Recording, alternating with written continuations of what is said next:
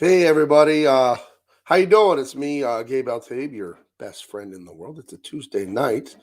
There's no football for me to watch, so I just thought I'd come in here with you guys. Let me see, make sure I got the live chat on. I'll boomer the hell out of this thing here. I have the volume down on my own video, so I don't hear my own echo. We got Julie Pascal is here. We've got Jay Lee. Who else we got? We got World Comics Review, Morning Beef 4. Rick Saylor says hello. Hunter Barnhart and I Object. Just a kid from Brooklyn. Hey, how you doing, buddy? And Eric the Guapo. Well, I'm Gabe the Guapo West. JP Rocha says, what's good? Everything's good, my friend. So let's see. I wanted to show you guys a little bit of art. Let me pop out the chat. I'm watching myself talk and it's confusing me. Let me get rid of that YouTube video window behind itself there. So I want to show you guys some of the stuff that I'm working on for CG. Some of it I can't show yet, but I want to show you some of my books. So I was wondering if there's any interest in this. As you guys know, I'm going to be doing some. If you've seen me on other streams, I am going to be doing my own books actually. And here's an older book I did. Now, when I worked at DC, I worked on Aquaman with this amazing artist named Philippe Briones. If you see me in any streams, I mention Philippe Briones a lot. He's a good guy. And he was an animator over at Disney. And I went over to Marvel. And let's see. Here's a book we made up together called Doppel, right? And let me show the screen on that. And we don't know if we ever want to do this one, because we were going to do this like 2-3 years ago. I actually printed some copies of it, of Doppel. And I don't know if we're ever going to do it. American Comics Company says, hail chat and hail Gabe Altabe. Hey, hail to you, buddy. Mo Fantasy, yo. Corey Ransom Art. Gabe, you rock. Thank you, Stephen De La Vega. Let's see. Barb Rogers, Little Miss Sunburn. Hey, Gabe, nice to see you live stream. We love you. Oh, well, thank you. We love you, too. The fans are the best here. I was just on Billy Tucci and Niall Scala's show, that Pop X. Oh, I want to say Pop Expo, and that's wrong. Pop XO. Dang it. I'm so sorry. I don't have that right. But I was on there, and I was saying one of the most amazing things about coming over to Comicsgate, I'll just scroll through this, and then I'll come back to it and show it to you. This is by Philippe Briones and myself. I was the writer and colorist on this, and Philippe was the illustrator. I think that one of the most amazing things about coming over to Comicsgate is just the pure joy, like unadulterated joy that I feel as a creative. I was telling Billy Tucci on that show, like when you were 7 years old drawing, or 5, whenever you started drawing, for me, it was very young. Who told you what to draw? Who was your editor then? Nobody, right? You just had the fun of creating ideas and worlds and stories and drawing. So now that Philippe and I were going to be doing Comicsgate work, I'm coloring a lot of books for Comicsgate, but I'm also writing and drawing my own, and I'm also writing and Philippe is drawing, and I'm coloring that one. And again, this is a collaboration Philippe and I already did on a sci-fi book that I wrote. And but I think the thing that was so unexpected to me that I'm just feeling all day, every day working for CG is just the joy of being able to make the art that I want to make, to truly be an artist. Like, because when Philippe and I were working on designs for our new book, Oath of Blood, Oath of Bone, I like that name a lot. I think it has a real deep, it sounds like really significant. He said, what are the character designs? What are they? Who are the, and I just told him, well, what do you like to draw? And it's like we're little kids again. It's like, well, just draw what you want to draw. So he makes some drawings, sends them to me, and then I made up names and backstories for the characters. You know what I mean? And then I bounced it back to him. He's all, ooh, that gives me more ideas. And then we're thinking of environments. What should the bad place look like? What should the good place look like? And it's just like, what do you like to draw? You know what I mean? So here's a sample of how Oath of Blood will look. Because let's see. Oh, it's just a few pages. Oh, I have a longer preview than this. That's like a 5-page preview. Let me go dig up a different one. I got to dig through my hard drive here. And then I'm going to catch up on the chat real quick. But thank you for joining me tonight, guys. And I will answer questions. I'm going to show you artwork, whatever. This is for you guys. The fans are the boss in CG, and the fans are amazing. They really are. It's really just such a treat to be able to do anything with you guys, to be able to be supported. Oh, here's the one I needed to open. Okay, so this one was, yeah. So this is the same story, but it has way more pages. Let me look at the chat, and then I'll scroll through it. Let's see.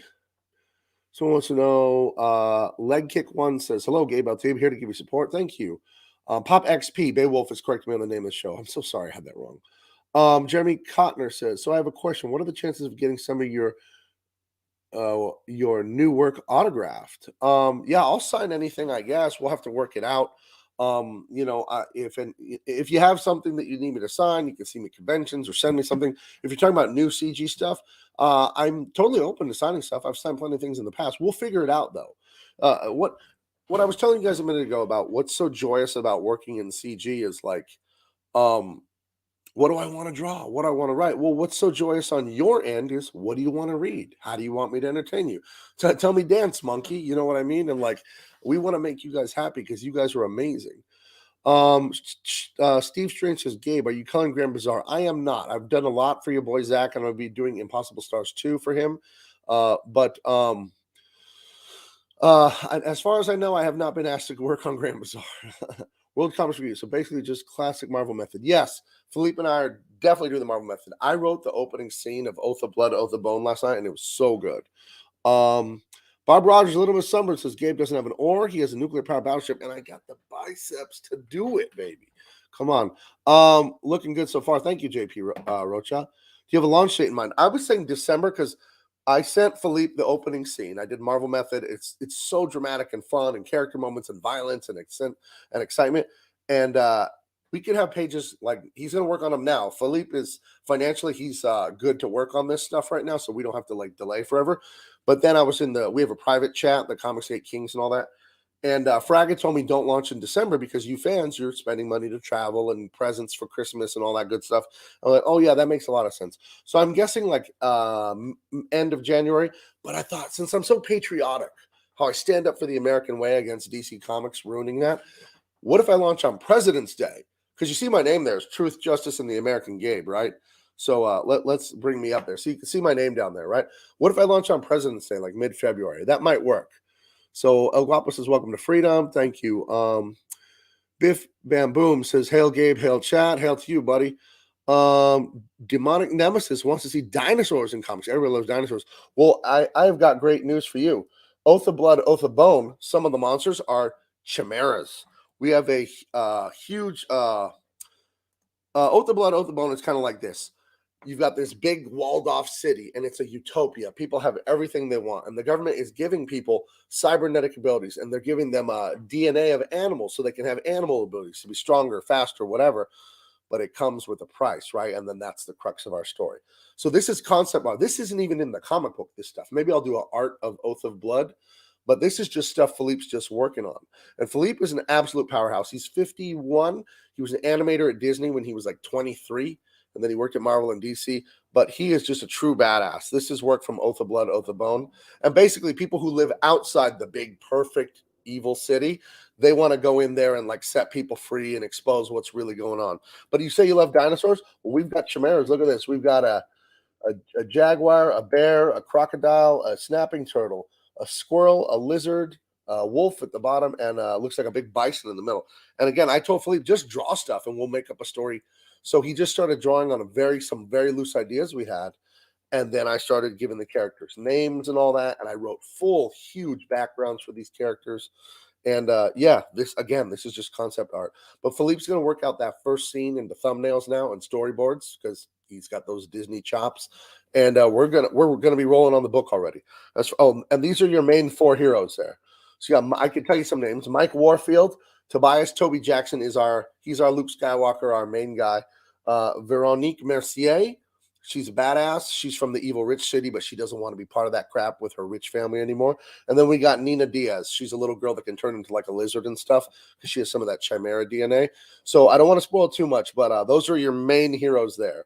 And this is Toby here again. Toby can do telekinesis stuff with some of his cybernetics. He can throw around things with his mind and stuff like that. So we're going to have a lot of fun with this. Philippe and I, we're just like creating. It's just like bubbling and bursting, you know. Let me check on the chat real quick here. Okay. President's Day sounds great, Beowulf says. Jordan Chornak. I don't have my glasses on. I got to get closer. The artwork looks amazing. Thank you. Eric the Guapo, what is your first campaign going to be about? Well, it's right here. It's Oath of Blood, Oath of Bone. And it really has a theme of strong like family ties and doing something, you know, for your family, sacrificing for them because it means everything to keep that stuff strong. So Steve Strange says CG and Gorillas go hand in hand. They do. Um, Sweet Dreamer says something. I don't know what you're talking about there. With there's a trans flag, a pirate flag, and a rainbow flag in the emotes. Oh, but no, there's no American flag in the emotes. Interesting. Um, Gabe, are you feeling so good today? Ain't nobody saying well. I am feeling amazing and blessed. Just like it's awesome. Tobias Patrick says you are an inspiration. Well, thank you very much. You guys inspire me. I'll tell you, I was miserable at DC, having to hide who I was, having to keep my head down, never say a word. And you guys, the fans, the CG creators, Ethan and Billy and Fraga and all my friends. Yes, they made a place for me, but you made the place for them. You guys did with your hard-earned money. I know you guys aren't rich, a lot of you, and 25, 30, 40, whatever for a book, that's a lot of money. And I'm well aware, I'm sincere when I say this. And I'm a sincere man when I stood up to DC Comics like I did, like nobody will. I need to earn every penny from you guys. I'm going to deliver. I'm a great writer. I've been writing for years. I was an award-winning writer in college, so you don't have to worry about that. I'm a very good writer. I'm not bragging. I'm just telling you, the writing should be very high quality. So let me catch up on the chat here. Let's see. Let's see. Oh, sorry, the chat just jumped on me. Rick Saylor says these look awesome. That looks dope. By Comic Books in Cahoots. Demont Nemesis kind of reminds me of that dinosaur hybrid concept of Jurassic Park 4. Oh, yes, that was it. I think I saw like leaked artwork on that. Massive Panda says dope ass artwork. Yeah. So this is Philippe's concept art. But if you want to know what Philippe and I look like together, you can go find 24 issues of Aquaman, basically. And then this was Doppel. This was a sci-fi story that we made. And again, it has to do with family. It has to do with giant evil corporations and mind control, actually. So it's very similar in themes. I think these are things that just resonate with me. Is the big evil government corporations, kind of like something you may have heard in current events. But my books are not preachy like right wing, left wing, whatever. My books are fun escapism. And again, what do you want to read? How do you want to have fun? And I have another book, but let me just show you some more art from me and Philippe. And this was just a book. I think I published 400 copies of this. I never gave them out or anything. But look at I think this planet I did looks so great. I love working with Philippe. I really do. Oh, it's chugging now that I zoomed in. I'll have to zoom out. But yeah, in Doppel, and I don't know if I'll ever publish Doppel. I have to see what you guys think of it. In Doppel, aliens come along. Human beings they're on Mars. They're mining the asteroid field to get all the precious metals and all that. It's in the future, set in the future. And aliens that are friendly, we think. They've given human beings technology. You see these people right here with the green dots on their head? They're plugged into these I forget what I call them because this was like 3 years ago when I wrote this. And basically, here they are, like in the Matrix, and they control these mining ships, and you can control all kinds of stuff with this interface that aliens gave human beings. But guess what? It's a trick, right? So the interface is going to take over all the human beings' minds, and the aliens are going to kill and destroy and enslave all the humans on Mars, and then take over Earth. And this girl, Sasha Jackson, and her brother Marcus, they end up figuring. Well, they don't figure it out because in this preview, pirates attack them. There's also pirates in the asteroid field. So look at this pirate ship appearing. It was invisible and it's coming out of like cloaking, and it attacks the miner. That's Captain Guyong. He's like our Han Solo. He's the captain of the ship. And the people in the mind meld thing, they die. This is just a preview 15-page comic. And look at all those cool aliens. So again, this is Philippe's artwork and mine together. So when you get Oath of Blood, Oath of Bone, it's going to look like this, or all those great Aquaman comics we did. So then they have to abandon their big ship, and get away in a little ship. And when they get to the ship, the brother's like, I'll go back and hold them off. You guys get in the ship. It's one of those self-sacrifice moments. And the sister's screaming at him. And the brother holds off the pirates that are trying to break in while his sister and the robot and the captain get away. And you see the last panel, he's like, God forgive me. And he blows himself up here to stop the pirates. He kills himself in the little ship. His sister's screaming. They fly away. And then the sisters vowing revenge. So that's a preview to Doppel of what the story's going to be. I want to do that someday. We'll tackle it someday. But right now I'm on Oath of Blood with my boy Philippe. So let me check in. David is here. David, I could send you the link if you want to come in. Do you want to come in? You have to say something though. I tried to send you the link on Twitter, and I'm like, I don't have you on Twitter. I just have copy to clipboard. I'll email you the link if you want to come in, David. We could talk about Bass Reeves or whatever you want to talk about. So, yeah, I'm going to send you that right now. You guys will love David Williams. All right. If you want to come in, Dave. If you're not too much of a boomer. All right. Sent. Okay, Dave, I sent you the link to come on the show if you want. So, and Dave and I are doing Bass Reeves. So anyway, this is what Philippe's work and mine look like together. Tainted says, welcome to the rebellion. Thank you. Leg Kick One says, the hard part is when all the CG creators launch their books all at once. Yeah, I'll really have to time that right. We're gonna get it right. You know what I mean? So, and the best thing about that is you guys. You give me all the great feedback. You know what I mean? And I've watched it for years. And I've been CG for years. I've colored a bunch of books for your boy Zach under a pen name. Isn't that terrible that my industry's so bigoted against anyone to the right of Mao that you have to use a pen name to associate with someone because they voted wrong? It's just preposterous, if you ask me. So I'm going to close the tabs on that and show you some other stuff real quick. Let's see. David says, I don't use Twitter. Good man. Twitter's annoying. But I did email you the link, Dave, if you want to jump in. I can interrogate you. But I've worked for Dave. He is a relentless taskmaster. But before I show you what I'm doing with Dave, let me show you this. Do you like... Now, hold on. Can you guys tell what kind of movies are my favorite movies? There's not a bigger Van Damme fan. Like, literally, I'm 6'4", like 290 pounds. There's not a bigger one in their mind and their spirit, but also in body. I'm just so strong and huge. Let's see. Oh, Jordan Chornak says, fuck Twitter. Agreed. So this book right here is Beef Law. This is a 1990 Steven Seagal Van Damme movie. I'm writing this one. I am drawing this one and coloring this one. And you have the Volkov family. They escaped communist Russia in the 90s when the wall came down in Germany, and all the stuff that happened there in the early 90s to the USSR. And they live in Hong Kong now. It's a Western place, right? Because it was very British. They live in Hong Kong. They have a butcher shop, the family. It's a father, mother, and two brothers. And the brothers are twins because Van Damme always plays a twin in a ton of his movies. And I love that. Like Double Impact and Replicant. And Van Damme is his own twin in, I think, 5 movies. So anyway, there's 2 twins. And the dad promised them a better life in Hong Kong. And it isn't working out. And they're kind of broke. And this family business isn't working. So the one brother, Max, this is Max Volkov. He's just like, he doesn't talk to his family anymore. And he's like an underground pit fighter at those kumites, like Bloodsport with Van Damme. And this is the first page. He's flying through the air and he has an awesome fight on the next page. We got German suplex and all kinds of crazy fun moves. Total 90s Image Comics action. And the other brother, Alexander, he's the good boy. He's working at the family butcher shop. He's going to law school at night because the parents want to be a lawyer and this and that. And he finds out that the dad has gotten into some really bad trouble with Russian mafia, some Russians he knows from the old days living back there in Russia, and some Chinese mafia borrowing money, loan sharking, this and that. So the brothers have to team up to fight these guys off with jump kicks and and machine guns and all that awesome Sylvester Stallone, Steven Seagal, Van Damme action. And so I'm drawing this one and writing and coloring it. And I love this one. And I want you guys to feel my enthusiasm because when I was a kid growing up, me and my very best friend, we're quite a pair. I'm 6'4", he's like 5'3" or something. He's a little guy. He's one day older than me. On Friday nights in middle school and high school, we would ask each other, "Hey, you want to do stupid movies?" That's what we called it. And stupid movies would we go to the local video store right in our neighborhood, and we get a Van Damme movie, or we just get an Arnold Schwarzenegger movie, or whatever. So I'm 43. So I was a kid. I was a 6th grader in 1990.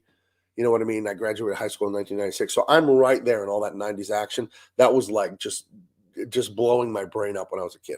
So you'll see my enthusiasm come out in this project for sure. I love the one I'm doing with Philippe just as much. It's like having kids. You don't have a favorite. You love them equally, right? Let me check on the chat here real quick.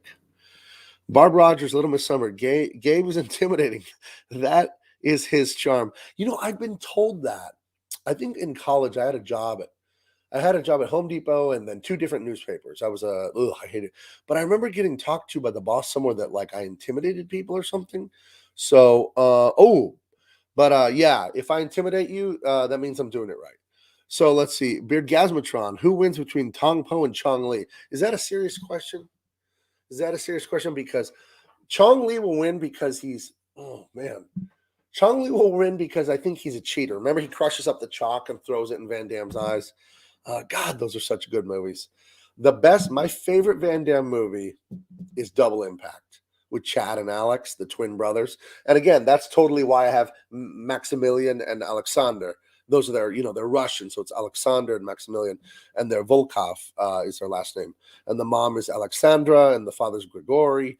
We have Sergei, this evil Russian mobster. We have a Chinese mafia with Wang Fei and Wang Li and stuff. I really did research on what were good names and why they would make sense and stuff like that. So I'm having a lot of fun with Beef Law and a lot of fun with Oath of Blood. Let me check the chat again. Sequential Treasures, thanks for taking a stand for the fans and giving the power that be noticed. I think that you guys get noticed. Yes, sure. Beard Gazmatron says, I'd pick Chong Li, but Tong Po is feral and Estelle. You're right. Isn't it wild in Kickboxer with Tong Po? They have those wrist wraps. Like I have the wrist wraps in the drawing right here. And they dip them in like resin, something gooey from a plant or something. And then they dip them in broken glass and they just fight like it's nothing. Yeah. If you haven't watched Van Damme's movies, please go watch Bloodsport, Kickboxer, Double Impact. What else should you watch? Like for sure. He has like 70 movies. Many of them are direct to video. But the early ones are fantastic. And also Steven Seagal gets a lot of crap because he's made a lot of bad movies. But his first 5, masterpieces. Above the Law, Hard to Kill. Those are awesome, awesome movies. Let's see. Bad Mojo says, don't forget about putting some hot alpha females in your new comics. Embrace the male and female gaze. Oh, don't worry. Don't worry. We're going to have shapy women, as my grandmother used to say. We're going to have some very curvy, gorgeous women. It's not smut. Anyone can read it. Teenagers can read my stuff. But the women are going to be like 90s women. They're going to be hot. They're going to be very sexy. The men are going to be super handsome. And we're going to have real heroes, not like evil anti-heroes that are like, okay, the hero also does cocaine. Like, that's not a hero. That's a terrible, terrible thing. So we're going to have, Hard Target, Canadian Thought says. Yes, that's a great one too. Lionheart. How could I forget Lionheart? Yes, these are Van Damme movies, Hard Target, Lionheart. But no, my comics are here to entertain and help you escape and just have that fun, that wonder that we all loved in the older comics before it got woke.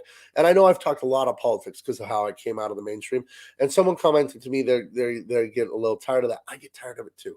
So I'll watch it. Anything I'm doing on this show, anything I'm saying, anything you love, let me know. Anything you don't like, let me know. This is for you. This is custom. These streams are for you. So if you want me to answer questions, you want me to not talk about this so much, just tell me. You're not going to hurt my feelings. My background is the military stuff for my grandpa and football. So I'm used to hearing it from the football coaches, and I coached a lot of football. You ain't going to hurt my feelings. You tell me I'm doing something and it's not fun or it sucks, fine. I'll quit, or I'll just recalibrate. Let's see. Big Galvatron says Hard Target and Sudden Death for Van Damme movies. Sudden Death is okay. It's Die Hard in a hockey arena, which is very interesting. Ellie Munoz says you can catch Van Damme dancing in Breakin'. Yes, he's in the background of Breakin' 2 Electric Boogaloo. No kidding. He's dancing in the back of that. Devilfish says Gabe. Scottsley says, hail, Gabe. Hail, chat. Hail to you, friend. Let's see. Leg kick with the rope gloves are still used in Muay Thai. I'm going to have to read this slowly. Yodsen Klai Fairtex versus Kyo is on YouTube. I will have to, hold on. I'm dragging my mouse over that. Copy. Okay, and then paste that. You know what I've been watching on YouTube? Mike Tyson's like knockouts and stuff. Someone edited his 22 greatest knockouts, and it was an amazing half-hour video. So for those of the youngsters, you've heard of Mike Tyson, you know who he is. Go check him out on YouTube and watch. He fights like it doesn't look real. He's like the most aggressive, mean, toughest dude of all time. It's amazing. I'm huge into the fight game. I love the UFC. I don't know if you guys are into UFC. I love anything like that. Street Fighter, the video game. Mortal Kombat's okay. Street Fighter was my jam though when I was a kid. I don't play video games anymore because I've been too busy. And I do like them. I love video game artwork. As an artist, I love all that concept art. But yeah, I'm way into UFC if anybody out there is into it. I'm so excited this weekend for Colby Covington. Oh, he's a great shit talker versus Francis Ngannou.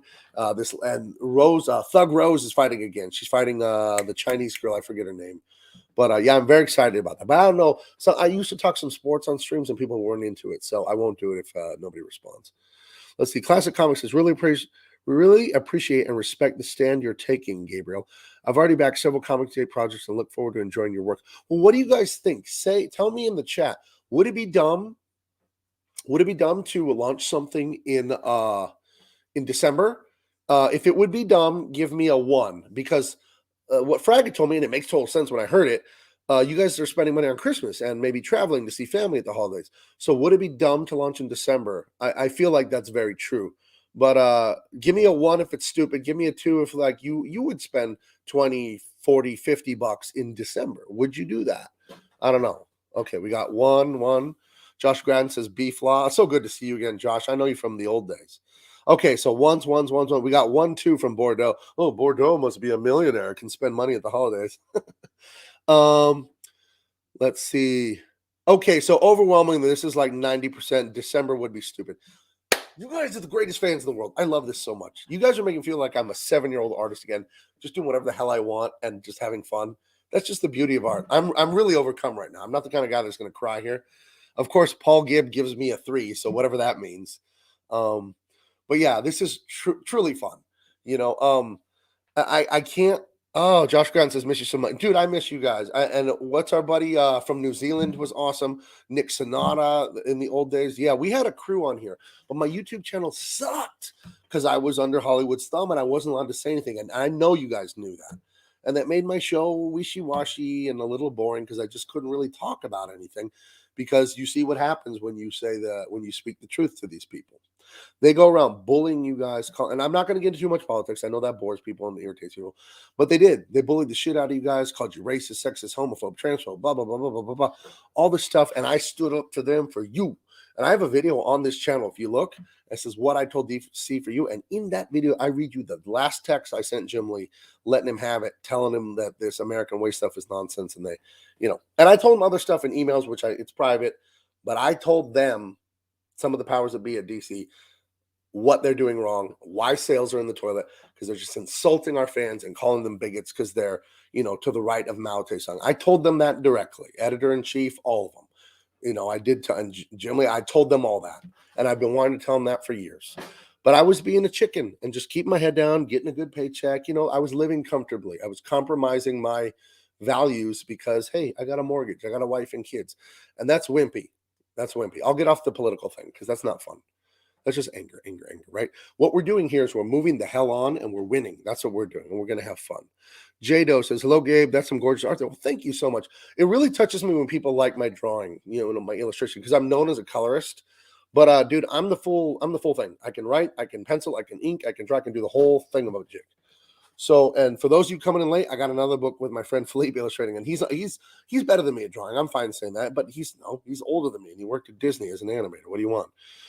Leg Kick 1 says K1 Kickboxing has a great fight with Mike Zambitis and Shahid DeFoss. Check it out. I will have to. You know what I watched last week for the first time? YouTube just suggested to me it was like a 14-day tournament of sumo wrestling in Tokyo. It was like some championship. And then at the end of it was like a half-hour video. And at the end of it, Donald Trump shows up with the new trophy that he created called the President's Trophy. And he gave it to this guy. And those sumo guys, that's no joke, man. They're big and fat, but geez, they're strong as hell. Scott Slee says, Gabe, your voice is inspiring. We need to fight in the culture war if we don't want to lose our culture. You damn right, and it's worth fighting for. And think about it. All we're standing up for is like video games and comics and all that. Other people stood up with life and death stuff, So I'm here to be a happy warrior. You know what I mean?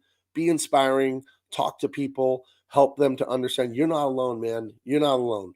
And all that crap you heard about yourself and they told you you're dumb and you can't do it and your opinions, don't care. Here's a great thing about validation. Don't seek external validation because it isn't real. And no one can validate you. If I tell you that you're 7 feet tall and you're not going to suddenly grow because I said it, right? Well, the beauty of that no one can validate you, no one can invalidate you. So if I say a bunch of nasty shit about you, it doesn't suddenly become true because I said it. It's easy to say this, harder to practice it, but get that thick skin and don't care. You know the things that have been said about me the last 2 weeks? Transphobic, blah, blah, blah. Oh, like whatever. This is nonsense. And just remember that. Remember that this is a scientific fact. Nobody can validate you with their words. Nobody can invalidate you. You are what you do. It's your choice. You know what I mean? In my own life, it matters what I think of myself, what I know I've done, and what God thinks of me. And I'm a religious person. I will not push it on any of you. I don't think I'm better than you. I am a sinner. But don't get weirded out when I mention religion. I know that rubs some people weirdly. I'm not a Christian that's like, you're sinners and you're going to hell. No. I can't stand that. I'm not that person at all. But I always think it's important for me to give credit to God because it's from him that anything happens to me. So I want to open up something else to show you guys really quick. Let me move Oath of Blood out of the way. I want to tell you something that was near and dear to me that was Really important thing I did. But I'm going to blow up my beautiful face on here again for you real quick while I open this other thing. So hold on. I'll check the chat and then I'll open this thing for you. Open. Because I have to organize it. They're out of order. Okay. So I want to show you something that was something I'm actually very proud of. But I'm sorry. I'm looking at two monitors. That's why I leaned over like that. I think it was this one. Then it was this one. Then it was that one. And I think these are in order. It doesn't matter if they're in order. I don't know why I'm being nitpicky like that. But I talked about this on Billy's show. And when I talk about the heritage of comics and why this is worth saving, I have the receipts. I have the receipts. I don't know what that means. My daughter does it and she makes me laugh. Oh, I have a show I'm going to do with my daughter on Wednesdays called Father-Daughter Dance. My daughter's been a stand-up comedian since she was 16 in high school. She's on the same stage that Jerry Seinfeld and them were on in Hollywood at the Comedy Store. And well, let me make this big. Okay, there we go. But yeah, father-daughter dance, we joke around. She reads news articles that will make me like an old man shaking my fist at the clouds. She'll find news articles that'll piss me off so I can rant on them. It's a comedy show. I'm not getting seriously mad. It's just funny. And then we're gonna do a Judge Judy segment where I predict how Judge Judy rules on one of those horrible cases. Because my daughter's a super fan of Judge Judy, and you'll see me and my daughter. We have a great chemistry. We're very she. If I were a girl, I'd be my daughter. Like if I ever wonder what it'd be like if I was a woman, it's her. You know, she's me, and it's funny. My son is just like my wife. It's very funny. Let me look at some of this. Let me look at the chat, and then I'm going to talk to you about what's on the screen there. Gabe, if you bring your best game to Comstate, we'll bring the money to you. I will earn every penny. I'm not stealing from you guys. I know. I used to. I had a kid at 18, right? I'm 43. My daughter's going to be 25. I want you to do the math. Do the math. 43, 25. That makes me a Mexican. That's a good racial joke that I like telling. Yeah, I had a kid at 18. I graduated high school in June and I was married by November. My wedding anniversary, 25 years, is in just less than 2 weeks. I better buy my wife a gift, huh? Let's see.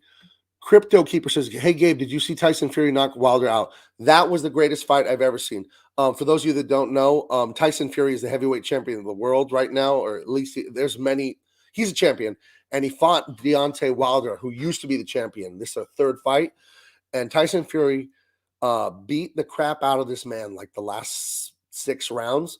And even though he lost, Deontay Wilder inspired me more than the winner because he would not quit. And he was like dizzy and it was blood coming out of his ear and he was getting knocked to the ground and just throttled.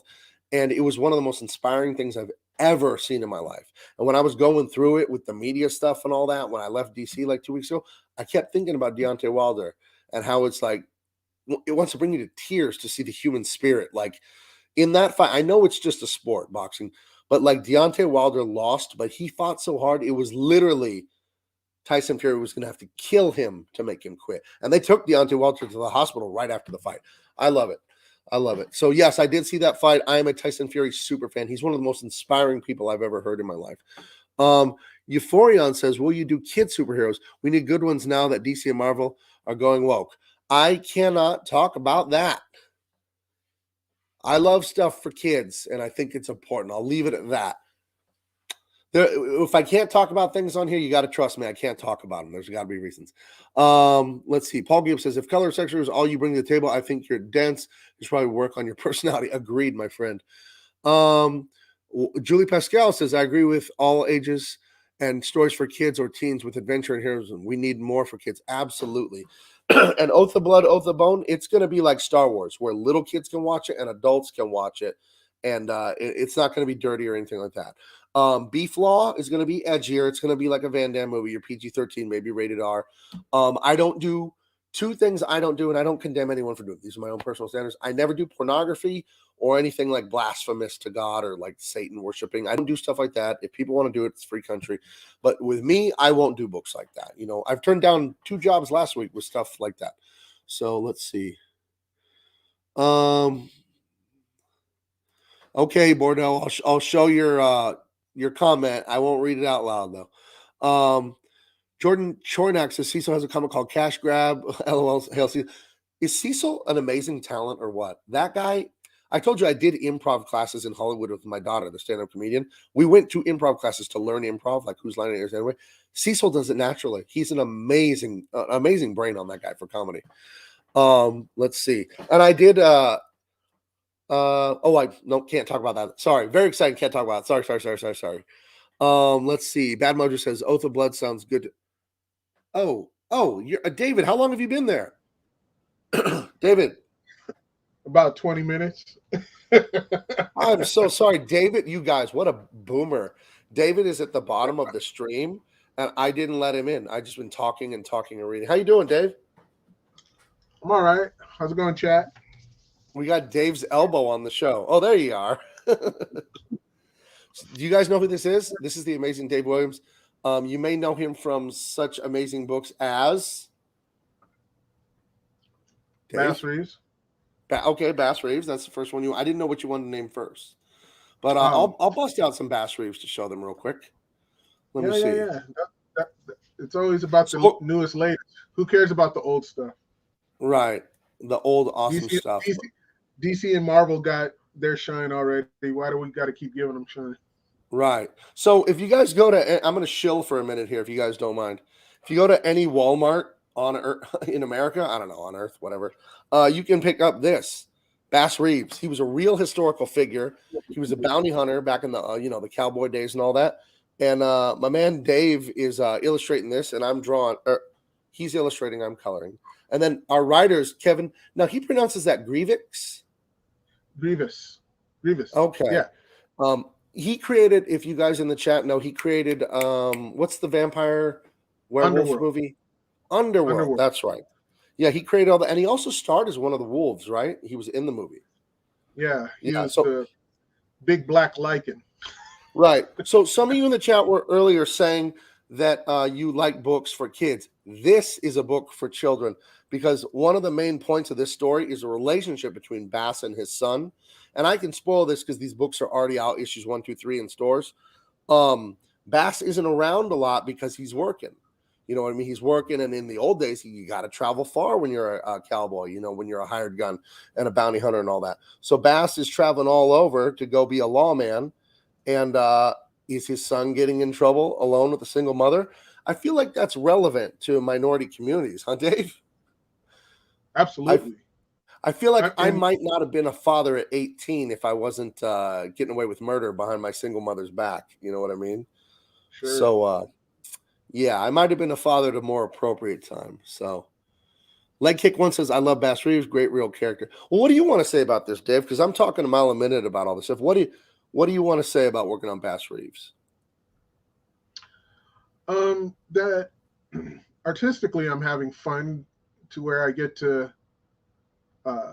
change it up a bit and not,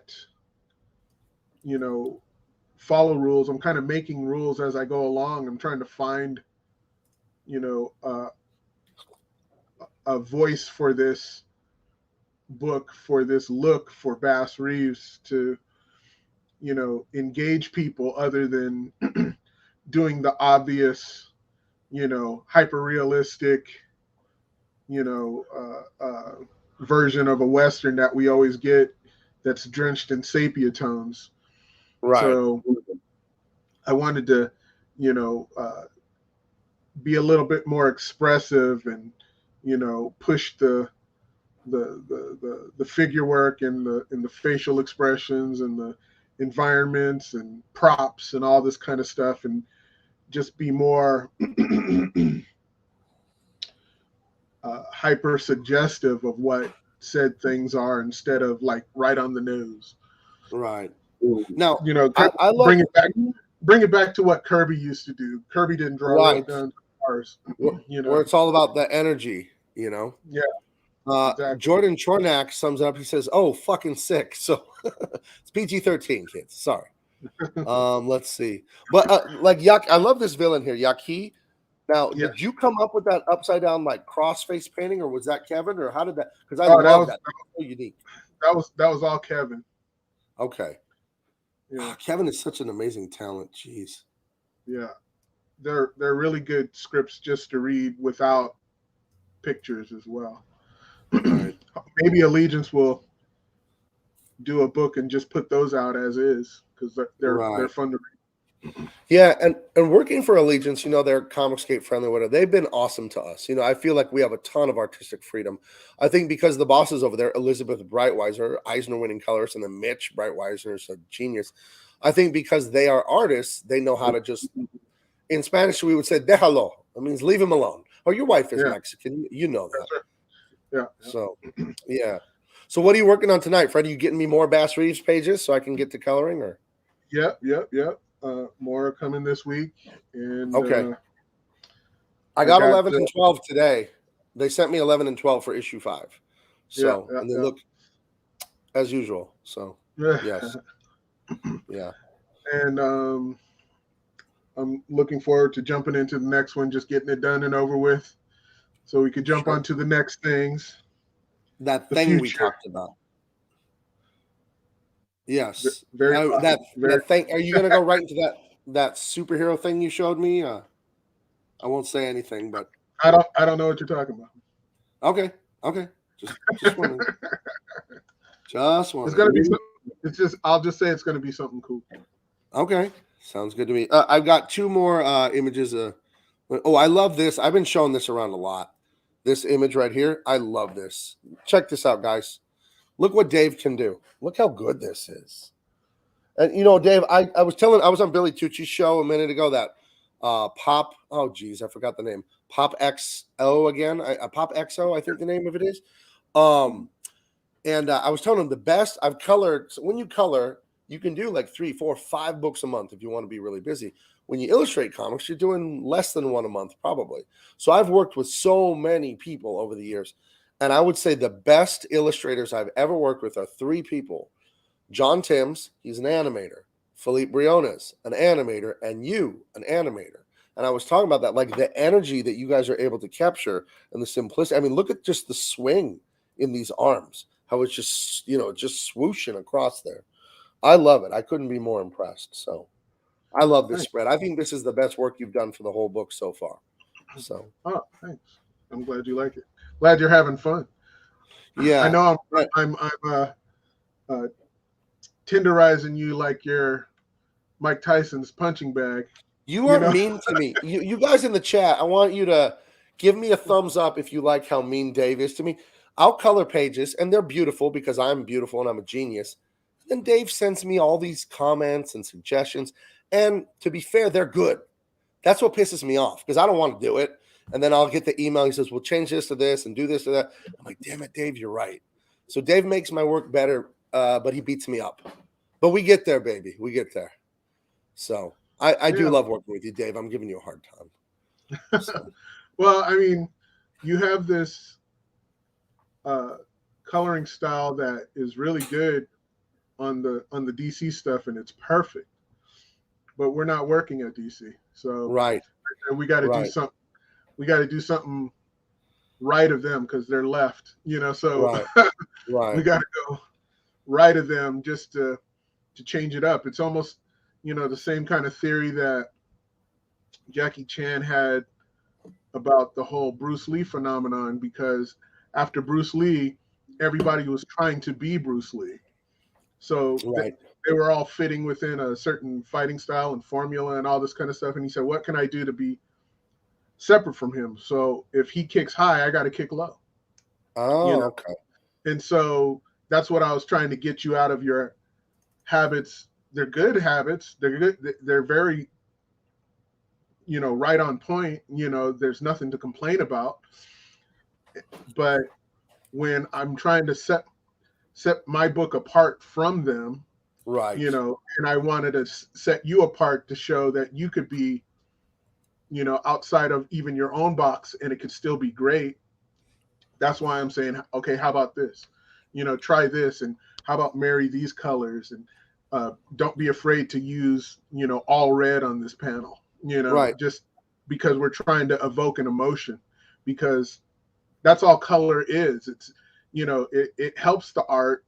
And in some cases, like in some of mine, I leave it open for molding, and where you show how much more you could put more wrinkles in a clothing, or Right. more this, that, and the other. But Yeah, I mean, where I'm trying to get you is also, how about just make it all red, just to convey, an emotion of intense, you know, anger or fighting or whatever emotion red pulls out of you. right. There's a great color theory documentary on this anniversary edition of the Errol Flynn Robin Hood, Uh-huh. and on the making of, and in the making of, they were talking about Technicolor, and there's this color scientist who breaks down colors and why certain colors push together or bump together create a chemical reaction inside of you. Really? Oh, Yeah. wow. So that's why I was just saying, hey, push this, make this redder. You have it this kind of red, but bump it up even higher. Okay. Okay. Those kind of things. So I'm trying to create a chemical thing. Like as soon as you see all the normal panels, but as soon as you see this thing, you go, whoa. Yeah. Hey, No, you've I taught feel me the to you've taught me to like get out there and get weird and get like way moodier and stuff. Like just this little green bass at the bottom there. yeah, You love see him that. just like at DC, I just wouldn't do that because we're doing more local color, more normal color. It's a lot less moody because it's all very up, Justice League, adventure, blah, blah, blah. But okay, we come in here with a green and a purple. Like, why not? He's like Yeah, looking down, he's grim. So we go with these grim colors and stuff like that. So can you hold on like 15 seconds? I have a book talking about what you're talking about with the color tones. absolutely, sure. It's right in that room there. I'm gonna grab it real quick. Okay, just say something to the chat. Hey, Chad, how's it going? Appreciate all you guys. Follow Gabe's page. Send as many of your friends and family to join his page and send a like and subscribe and all that kind of good stuff. And he's back. I've returned, brother. So right. here's this book. It was printed in Japan. You can get it on Amazon. I got it for $18. This is years and years of research by Shingenobu Kobayashi. I think he's a college professor over there, and they did it was 1,000 different color combinations, and they give them like names and moods and stuff. Mm-hmm. And if you look in there, some of them are getting green screwed out, but they go over thousands and thousands of color combos and tell you like emotionally, like, oh, this is this kind of thing. This is royal. This is springtime. This is fishing. This is nighttime. This is taking a nap. This is having coffee. And it's really, and there's all this scientific research in the book. So if you're interested in learning color theory, this is a profound book. It was given to me, or not given to me, it was suggested to me by a guy I really respect named Abraham Lee. He's working at Impact Theory as their art director. And I did some work for them. They did some comics a few years back. And color image scale, check that. That's a wild book. It's very deep, though. It's very, very advanced. So, but yeah, and Dave is pushing me on that same thing. What was that animation you sent me that was all funky, like stylized bodies, and then it was like monochromatic, this and that? Do you remember at the very beginning of the project? Yeah, it was dang. Was it Tron Uprising or was it It was a cartoon. It was animated. And it looked like your Bass stuff, but even more like graffiti. And it was like a crime story, like a street level crime story, and everything was orange or everything was blue. And I watched it. It was totally pure cider cigarettes. I think that's the name. Okay, yeah, that was wild. It's done by Robert Valley. That's the guy. Robert Valley. Yeah, everybody should study that guy. He's amazing. If you don't like the art, get into his coloring. He did. Did you watch the animated Love, Sex, Robots? I think that's the name of it. Right. He did one of those, right? Yeah, okay. Yeah. He did Zima Blue. Okay. Which was amazing, and he just did another one. I'm forgetting the name of it, but that guy is amazing. I'm ripping heavily from him, and also Jamie Hewlett, the guy who created of course Gorillas. Yeah. Right. So I'm leaning in that direction. I'm not trying to, lift directly, but I'm trying to use some of their energy of like how they're pulling characters and how they stretch and elongate things and squash and stretch and all that kind of stuff. Yeah. I remember when I colored this spread originally, I had Bass in normal color in that blam, blam, blam panel. Yep. And then you told me Yep. to pump that up red and stuff like that. So, and I see that. I Mhm. see the impact it makes, you know. It kind of gives you a little feeling. I love the Yeah, see, horse. because also right at that moment, go back to that page. Okay. When he's talking to his son, it's father to son, but as soon as he picks up the gun and fires it, it's Bass Reeves, the lawman. Right. So that's what Right. I'm trying to evoke. Like, okay, now you're dealing with the lawman. You know what I mean? And Yeah. that anger and that seriousness comes out. Yeah. You got to Like top this in issue 5. We need a better spread than this. Oh, what do you got there? Oh, what issue is that? that's issue 2. Okay. But Very cool. trying to evoke all of that kind of high contrast colors, like reds bumped up against greens and stuff like that, where Right. those colors don't necessarily meet on the pinwheel of colors and stuff like that, but when they do, it creates like a boom effect. Right. One thing, here's some color theory. I don't want to bore you guys too much. Our brains understand color as relative, and they also understand lightness and darkness as relative. That's why you can have your phone on maximum brightness. If you're outside in the noonday sun, it won't hurt your eyes. In bed, it'll hurt your eyes. It's still the same amount of energy. So there's a documentary called Tim's Vermeer, and this man paints a Vermeer Renaissance painting, and he figures out all this stuff about value and stuff like that. So I said all that to say this. When you're coloring, if you're using Photoshop, stick an adjustment layer on top of the artwork and have that set to desaturate. And what you can do with that is you can check your values. I'm going to show you guys that really quick. And the reason you do that is the human eye, it sees difference in black and white. We don't really see difference in color. And I'll show you an example of that. So if you're coloring, you'll have your page here, right? This is like the color, the Photoshop version. And what I got too many things up here. Sorry. What you can do is stick an adjustment layer on top, and then you check it. You click it like black and white. You can turn that off and on in Photoshop. And if something isn't bright enough or needs to be darker, go back into the color mode and then lighten and darken that. And if your drawing is reading well in black and white, that's how the brain's going to understand the composition. And if you don't know, composition in artwork is the big shapes. It's the big, like when you see your friend from 3 blocks away down the street, you can't see their eyes or anything like that, but you see their head, their shoulders, and their legs. So you see the composition of, oh, that's a person. That's gestalt in, you know what I mean? So you're going to get that gestalt, that composition in black and white. That's where it comes in. So That's awesome. Did I get that right, Dave? Yep, sounds good to me. Yeah. So that's just a little art tip for you guys. So, yeah, let me check the chat real quick. Let's see. Page One Comics says that book is on Amazon for $9. This one is on for $9 on Amazon. And then Page One Comics says, also found a book of colors by the same author. Would you recommend I buy it with the image scale book? I only have this book, so I can't recommend the other ones. This one is really cool, though. It's fascinating to look through. So let's see. Jared Weaver, naughty. I'm not reading that. I see you joking around there. Be nice. But so what's going on, Dave? I was going to stream until 9, but we're going past. People are watching me, I guess. People want to hear me blabble, I guess.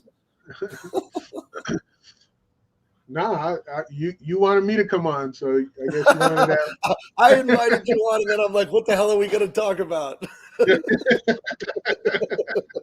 Of course I did that. Hey, I'm out of practice streaming, man. I quit streaming a year ago because, you know, I was muzzled by the corporation, so my streams were just I wasn't allowed to talk about anything. So Mason W, thank you, says, I've got Bass Reeves 1 through 3. Was awesome to realize that was you. Oh, thank you. You know, I'm really proud of Bass Reeves. And when I go to Walmart, because that's where these things are distributed on like a big cardboard rack on an end cap, they never have Bass Reeves. They have the other comics, just a few. It seems like they're selling well. I don't know. Maybe they are, maybe they aren't. But I've never seen Bass Reeves in the wild, and that makes me happy. That means people are buying it or stealing it, which I hope not. So either way, we're flattered. Fear Lantern, did I miss the Jim Lee email vid? No. When we're done here, it's in there. It says What I Told DC for You is the name of that. It has Batman slapping Robin. It's actually very fun. I'm very proud of this. And I'll show you. It's always better to show instead of tell. Let me show you what the thumbnail for that video is. It's right here, and it makes me laugh. Okay. This is the thumbnail for the video of what I told them. He says, and a better tomorrow. He says, it's American way, you snot-nosed punk. And he's slapping the taste out of Robin's mouth. So, Fear Lantern, you did not miss the video. You can go and watch it. And you can give me a thumbs up, like, and subscribe. And we're going to give you the comics you want. Dave, I was talking to Billy about this, and I already told the chat this, but, I've just been, thanking God and on cloud nine and so happy since I've fully jumped over here. And the thing that's really struck me in the last day or two that's just, so joyous, and I'm, not emotional. I'm a tough guy. I'm a football guy. But the thing I'm feeling so happy about is the freedom. Because, I'm working on my book with Philippe Briones, the Disney animator. I've told you about it. And, there's an echo. I'm going to mute your thing for just some. Okay, it's gone now. But I was we were designing characters and designing environments, coming up a story. And he was asking me, well, what do these characters, our heroes, look like? And I said to him, what do you like to draw? And it clicked in that moment. I'm like, oh my God, we're like 7-year-olds again. We can just draw whatever we want, like we did when we were little kids. And that's worth more than all the money in the world as an artist, to be able to have God's gift of the ability to make art and just make beautiful, fun, exciting things. I can't get over that. I want to thank the fans a million times. You know what I mean? You guys don't know what you did for me. That I can just what do I want to write about? Oh, Van Damme, because I love Van Damme. I'm going to make stories like that. What do we want to draw? Oh, well, Philippe likes drawing dinosaur people, so we're going to do that. And I know I'm rambling, but it's just the most freeing thing. Do you get what I'm saying here, Dave? Or 100%, 100%. I mean, I think it comes down to, we did what we set out to do. We don't have to be a slave to it. We set out to work for Marvel and DC and, God knows what else. I've worked for every company, relevant company, right. I did it. So I don't have to prove anything to anybody. But my first love was, being at my grandmother's kitchen table and drawing, superhero stuff, with the neighbor kid and stuff like that. And we would pass drawings and, hey, look, I did this and check this out and whatever, and, this is going to sound weird too. It's even liberating artistically, because when you're a kid, you don't have the best tools in the world and all this other kind of stuff. And then when you get into business, you kind of, get into, oh man, I got this Raphael brush and I got this pen and because this is what John Buscema uses and this, I read it in the book and this is what John Byrne uses, blah, blah, blah, blah, blah. But once you even get past that, it comes down to, what does it look like in print? You know what I mean? It's only just for print work, Right. And so when I was loving drawing, when I was drawing for, again, the neighbor kid, I would draw with Sharpies and stuff. And I liked that effect, and I get, drawings done quick and I could shade in a whole lot with a Sharpie. Right. Sure. And so now, I started doing it again on some of these Bass pages. And I said, hey, let me just try it, and I'm just knocking in, big giant blacks instead of bringing out my brush pen, and dabbing it in the thing and this, that, and the other. And I'm like, oh, this is just for print. You know what I mean?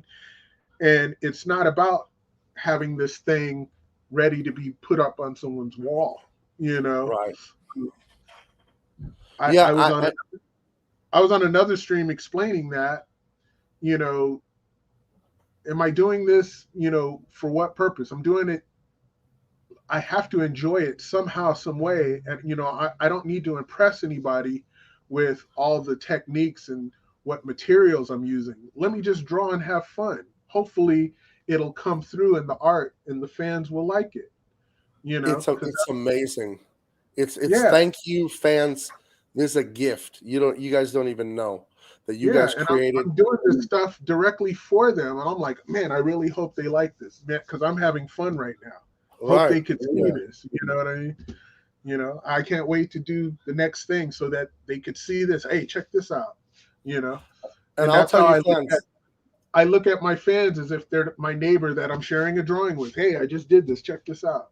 You know what I it would mean? not be possible without these people. They're amazing. You know, I my only regret is I didn't jump over sooner, but you know, God's timing is perfect. Whatever, you know, like Right. I guess I did it the way I was supposed to. You know, so I'm looking for something. Oh, I want to show you guys something that was a real treat for me.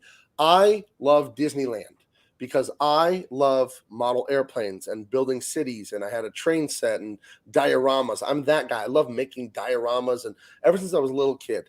And I love Disneyland, not even for the rides. The rides are fun to ride, but I love going and seeing a fake city, a fake pirate cove, a fake haunted house. But it looks so amazing, and the creativity there. So, I don't know if you guys know, but I worked on Star Wars with Carlos Dunn and Brian Wood in 2013 for Dark Horse, and we made up the black X-wing fighters that are the stealth X-wings, and I also made up the white and blue X-wing fighter. I'm going somewhere with Disneyland with this. I also made up the white and blue Princess Leia one, right? I made those up. Well, I go to Disneyland. I was just there on Thursday of last week. I've been there 5 times this year. I go too often. I love Disneyland. But guess what? Guess what I got to see? This was my cousin's birthday in July. My cousin Allison. Look at that blue and white X-wing back there at Disneyland. Isn't that amazing that a thing I made up in a comic book exists in 3D in real life? Look at that. And then I was there, and then the black and orange one I made up is there. I don't know. When we talk about the freedom of being a little kid and creating things, like I made those up as a colors. We have orange and black X-wings, and we have white and blue ones, and they're there and they're life size, and it's amazing. And you guys have given me that at Comicsgate. We're like, I can make stuff like the little kid again, and you guys are going to purchase it and like support us. And I don't know. I know I've said it 50 times already in the stream, but I just couldn't be more grateful. You know what I mean? So I don't know. Dave, what do you think of that? How much of your stuff exists in real life in 3D like that? I bet a ton because you've done everything. Oh, so. Yeah, there's quite a bit, you know. I think the thing that I was most impressed with when I was working in consumer products, right across the street from the Warner lot. Okay. And right before you come in, where the guests have to drive in, there's these big, huge posters on the sides of their buildings, you know, and they're like 50, 60 feet tall or something like that, something crazy, you know, probably even bigger than that. They put some of my artwork up there. That's awesome. It was for the animated what was it? Bruce. It was the Batman animated, but it was the Mystery of the Batwoman. I did the DVD cover. Okay. So I did the artwork for the DVD cover, and they put that artwork up on there, and I was just so stoked. And I took a picture and sent it to my mom, and she's my baby made it, you know. But I was already in the business forever, you know. That must have felt amazing. If you can entertain the crowd for 10 more seconds, there's something in that room I can grab that's also really fun like that. 10 seconds, Dave. I'll be right back. All right. Hey, chat, it's me again. So, again, support Gabe and his page. Send it around to friends and family. Share, like, subscribe. Okay, I've returned, brother. And he's back. Okay. So I have so many things I love sharing with you guys. So check this out. You see this? This is the great Todd Knock, right? You know Todd Knock from Teen Titans, and he's done a ton of stuff over at Marvel like the last 5 years, right? So he did this, and I colored it. And here it is. It's a Disneyland popcorn bucket. What do you think of that? That's so much fun. I love Disneyland so much. So to know people ate out of one of my drawings. You can't say that, Dave. Yeah, I can. Okay. I knew as soon as I said that, I knew it was stupid. Here's something that only 3 human beings have ever seen, probably. The editor, Todd, and myself. The Guardians of the Galaxy. It's the old Twilight Zone Tower Terror, but they changed it to Mhm. Guardians of the Galaxy. That's the at Disneyland California Adventure. This is a popcorn bucket for that they never released. No. So we did artwork, but this bucket doesn't exist. Wow. And yeah, so but that was a really fun one we did for Disney too. So yeah. I don't know. I don't know. I just love this stuff so much. Just the creative side of this is just such a true privilege and a joy. So Leg Kick One says my dad worked for Disney. Awesome. Very cool. Oh, Aaron Lepresti's in the chat. Hey Aaron, I put the link in the Twitter if you want to come on. I don't know what time it is where you are, but everyone's welcome. No, he doesn't want to come in here. He's scared. Hey, how good are those Wraith of God pages I sent you, Aaron? Oh, and I'm having fun on the next part too. I'll have it by Friday. Don't hold me to that. Maybe Saturday. So it's looking good though. I took over coloring Wraith of God, just so you guys know in the chat. So I'm doing lots of other stuff. He's going to be late on that, Aaron, because he's doing revisions on my stuff. It's funny. If I open my calendar, I have Bass Reeves corrections tomorrow. No, I have them Thursday. Yeah, I have them Thursday. I have Wraith of God, and what I have tomorrow? I have Wraith of God, my book thing, a cover, and yeah, that's what I have for tomorrow. So Aaron told me to tell you that he wants all of his pages done in browns and pinks. No, I'll if Aaron allows it, I'll show you. You'll see the Wraith of God stuff. He's going to post it on the Indiegogo. He said. Well, so no, I'm just saying. He just told me to tell you he wants his pages done in browns and pinks. That's it. I'll wait till I hear from him. Okay. Oh my gosh. Well, how long? We've been going for over an hour here. Is there anything else you want to get to, or should I go watch The Rifleman on my couch? Let me look at the chat. It's your world, my friend. Yeah, I really appreciate you coming on. Someone to bounce off of here. But let's see. Aaron, they want you to get new webcams in the chat. They cost you the belt. Nobody could see your art in the final. Oh, did he lose the Fragtober thing? I got my ass kicked in Fragtober by Fraga. I did this really good drawing of Croc, but I don't draw as fast as him, apparently. And mine was like, had this great pose and all this energy coming out of the panel. Look at fucking Fraga's. It's like a movie poster with a head, with a silhouette, with a background. I'm like, how did you do that in 40 minutes? He blew me out of the water. Oh my gosh. It was like, he was a storyboard artist for years. So. I never did storyboards, but yeah, he set me up. He invited me on there and then just kicked me right in the butt. So yeah, it was a good time. Oh, Aaron's in the green room. I'm boomering again. Hey, Aaron. Welcome, friend. Thank you. Thank you. See, David gave me some lip, man, and I was like, all right, I'm coming in. Aaron, if you don't mind, what part of the country are you in again? Oregon. Oh, golly, I'm sorry to hear that. No, just kidding. Me too. Every time I say it, it's called War Again. Yeah, exactly. I've never been up there, but it looks beautiful. Oh, it is. If we had different people in power in the government, it'd be great, but we don't, so it's not. Yeah. Thankfully, I don't live right in Portland. I live outside of Portland in a nicer suburban area, but it's still, yeah. All right. Yeah, I've been to Seattle, Tacoma once. When I worked for Home Depot in college, they would fly the entire tool department there once a year to go to like Tool Comic-Con. We learned all about tools in September so you could sell them to people before Christmas. ToolCon. I worked at Home Depot for 4 long years in college. It was oof. But I've been a professional artist ever since I quit there. And that was 2003 or 4. I've been full-time. I've been an artist since 2000, but it was full-time in 2004. So. Well, Home Depot, though, that's a cool place to work because you can get your like tools and stuff whenever you need it, right? And even if you don't need it, you feel like you do. You walk in there and you're like, man, I want to get one of those and one of those. And you know you'll never use it, but it's like something about guys and tools, man. I love it. And, working there was awesome. I learned so much about tools. And I was telling my wife about a jig today to drill the pass-through lock and all the stuff. It's like, oh, I remember all this stuff.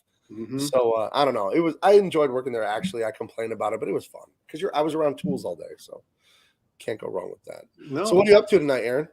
Working on page 12 of Wraith of God. Actually, I can show this because it's not really a spoiler. Okay. It's sort of in its rough stages. I'm doing How would I make you the big guy? Let me see. You click on my picture. I click on. Okay, I'm gonna boomer this until we get it right. Hold on. I click on your picture. Right, and there should be a. I'm just changing all kinds of stuff. Nothing good's happening. So close. Oh, there it is. There it is. There it is. Solo layout, right? Yeah, there you go. Okay. It's all us old guys, man. It takes us a while to figure out this technology. Anyway, it's very cool. Going to Calamity, Arizona, where the story takes place, or the majority of the story takes place, and meet the sheriff, who looks a little bit like Clint Eastwood, and get a shot of the town folk. So a lot of work, man, doing all these like Western buildings and everything. So I'm kind of. It's gonna be great, though. I'm loving it already. So I'm glad you're happy with the first couple pages I turned in. They were awesome. Thank you. Did you do the new smoke ones? Are those? Yeah. I sent you those in an email or on Twitter. I don't remember where I sent them. Okay, I haven't seen them yet because I've been drawing, so I'll check them out. But everything looks fabulous. So yeah, I'm really psyched, man. I think it's going to be a really good looking book. Yeah, so I'm doing Westerns with Dave. See how much Aaron wants to be like me? Aaron wants to be like me, and he's taking my colors on his Western. Yeah, well, I'm just trying to spread the work around, man. Just trying to spread the love to Gabe, and keep him busy, which he seems like you're pretty freaking busy right now, Gabe. So I'm busy. I'm as busy as I've been in about 10 years. Yeah, there's a lot of, I can't even tell you guys some of the stuff because of NDA stuff, but holy cats. So yeah. When God blesses you, he blesses you. So yeah, I just had to turn down something because I was like, I can't take it because I got to get working on this. I feel like I'm getting behind already on where I want to be on Wraith of God. So it's like, no, I can't take any more stuff. Just do the book. So yeah, I've got that old commercial artist mentality where it's like, say yes and figure out how you're going to get it done later. And I'm just no. And you promise not to kill any more baby seals. That's right. What are you talking about?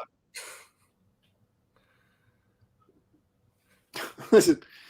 So, I'm sorry, I was looking at the chat. No. So was I. But you guys, just before I came in, there was a little comment about how I needed to get a new camera. Right. And that's what cost me the Frag-a-Boom title. I saw your legend guy. Your legend guy was very well drawn. Thank you. I got robbed, but what are you gonna when you got? Who won? I didn't catch it. Who won? I didn't watch. Oh, Irene. When you got a good-looking young woman in there against a grumpy old man, you've already 20% of the vote is already against you. I called it. I knew she was going to win. Yep. See, you did, man. Did you call Virginia tonight, though? That's the question.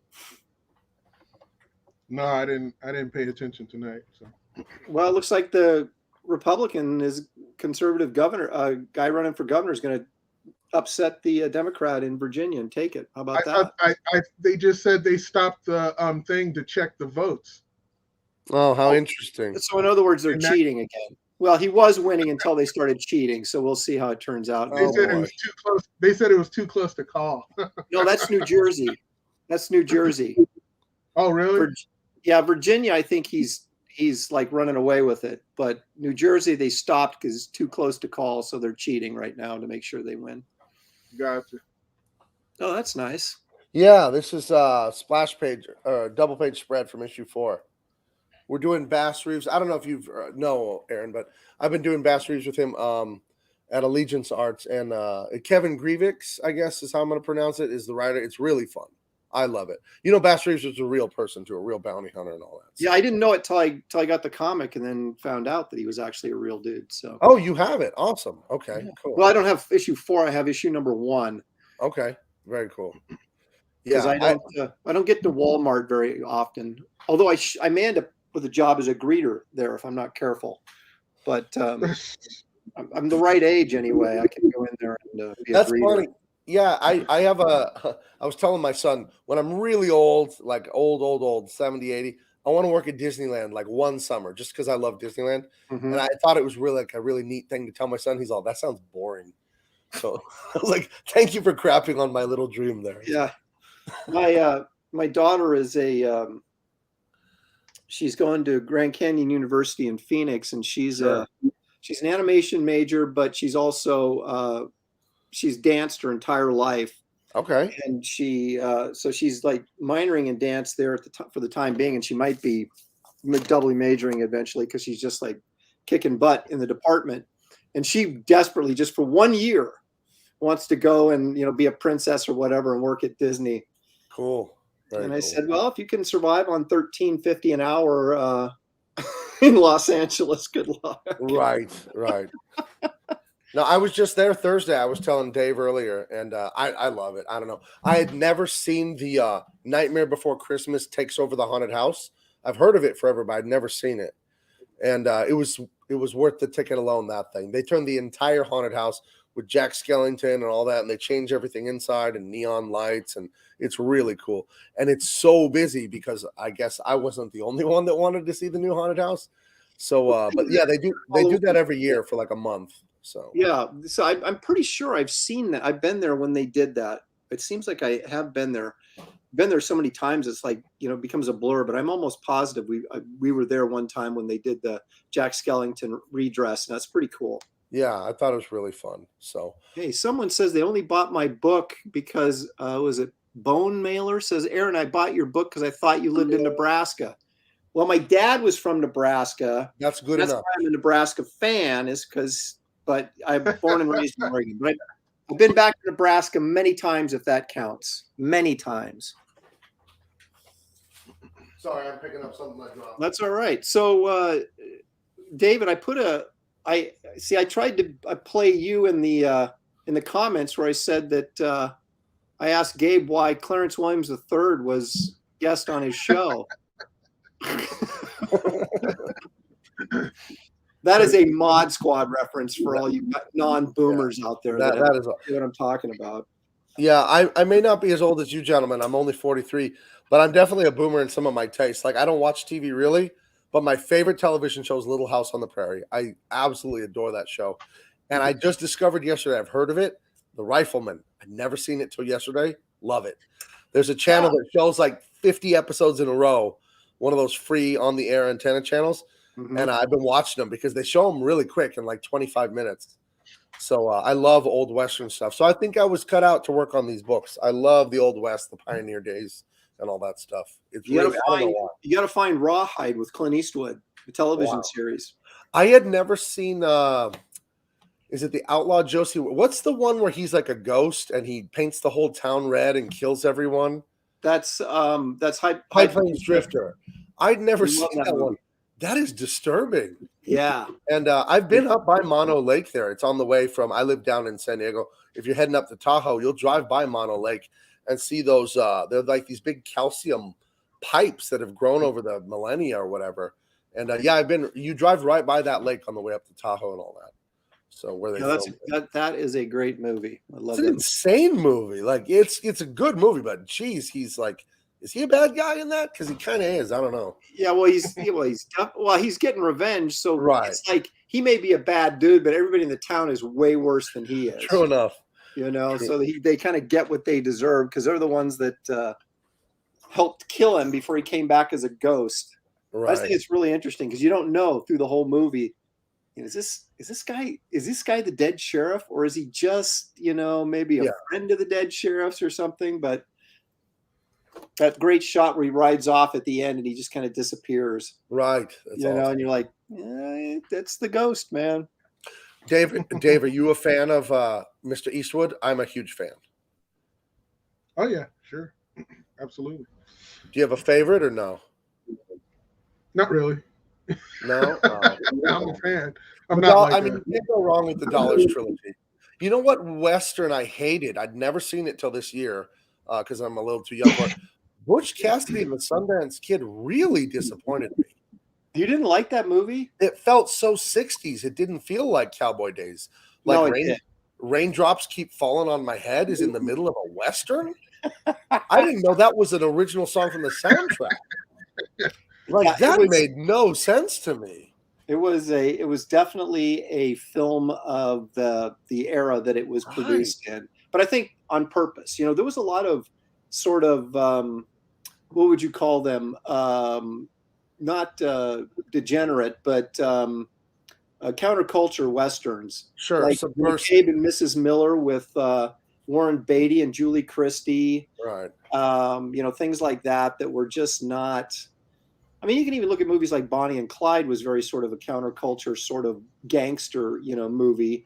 Took place in the 30s, but it really, or 20s, whenever they were, doing their crime spree. But it had that 60s vibe to it, that you. I saw the Bonnie and Clyde car.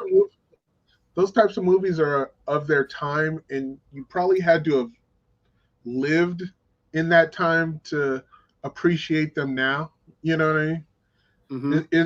It's almost like how a kid today who likes Man of Steel can't appreciate, the Chris Reeves Superman.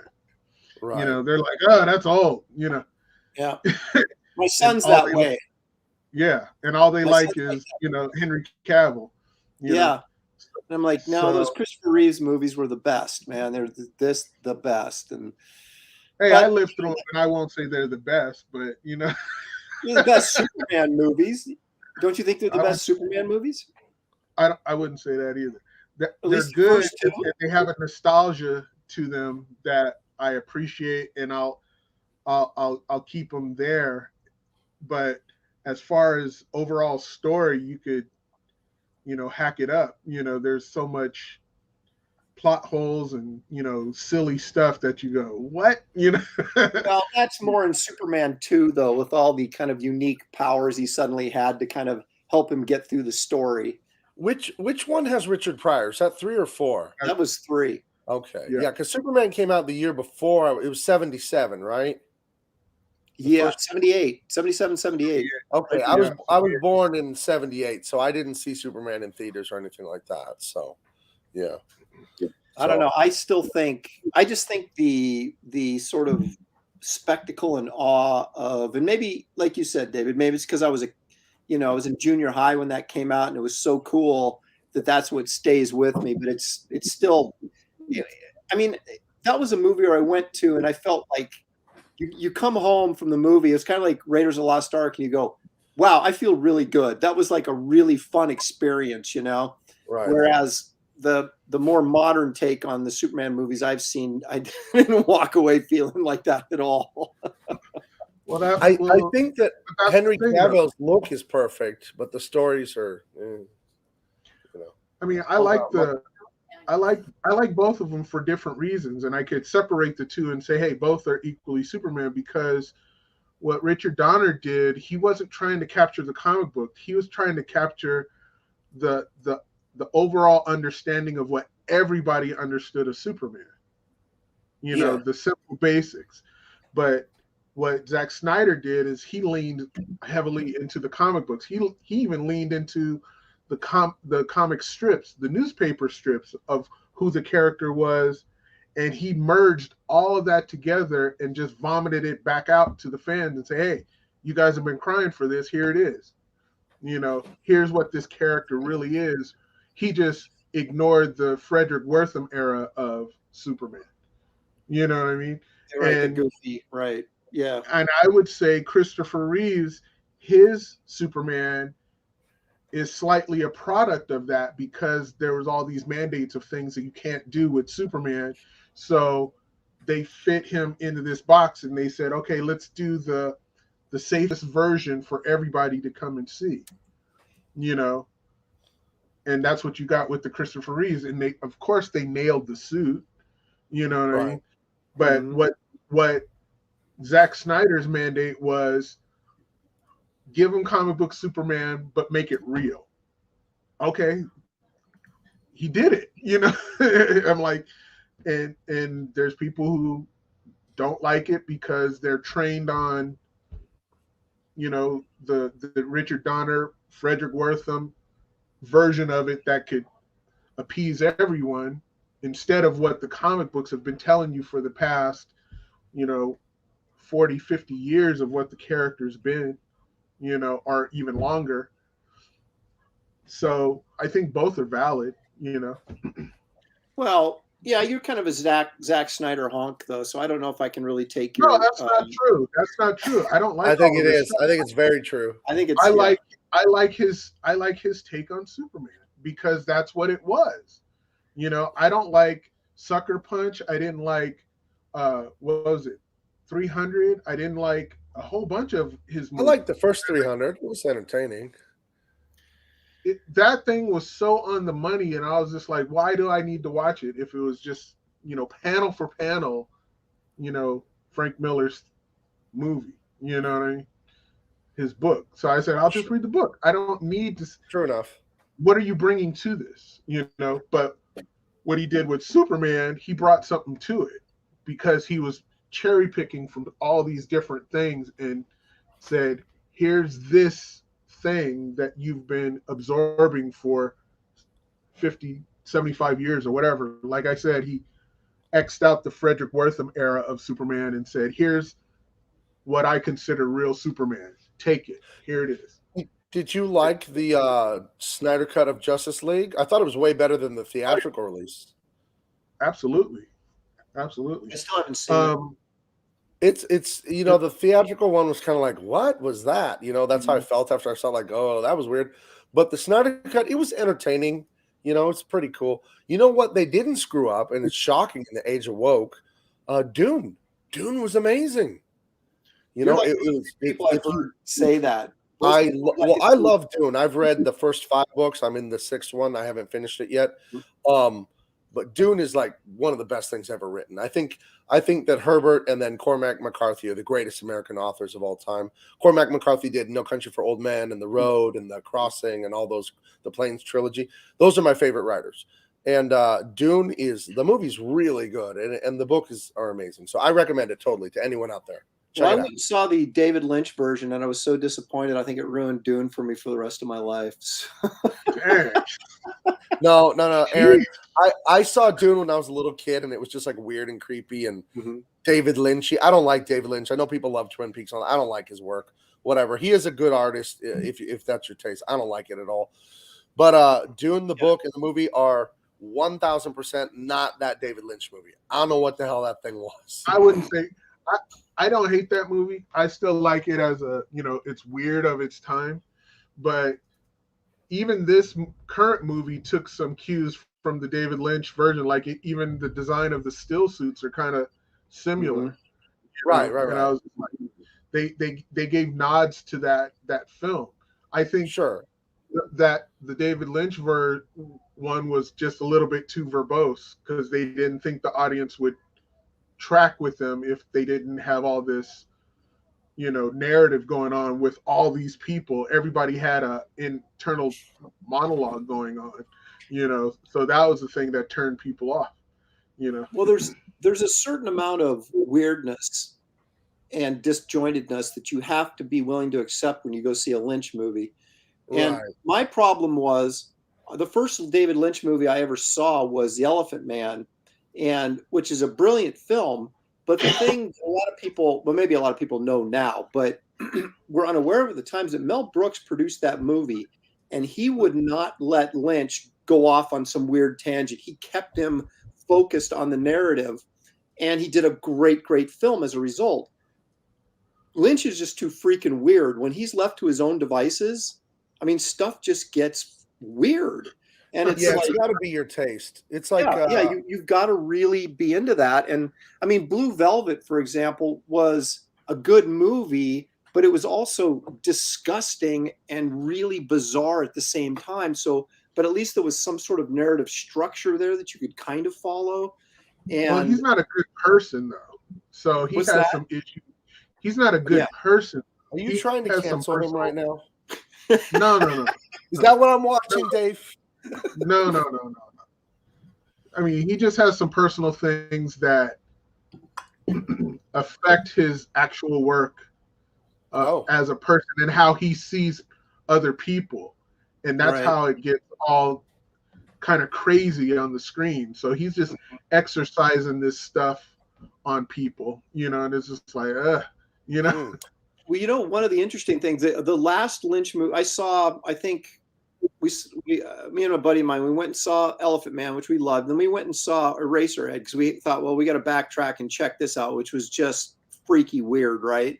And then we went and saw Dune, which was a huge disappointment. And I didn't watch another Lynch film until I saw, what's the one with the old dude who rides his lawnmower across country to go to his brother's or see his sick brother?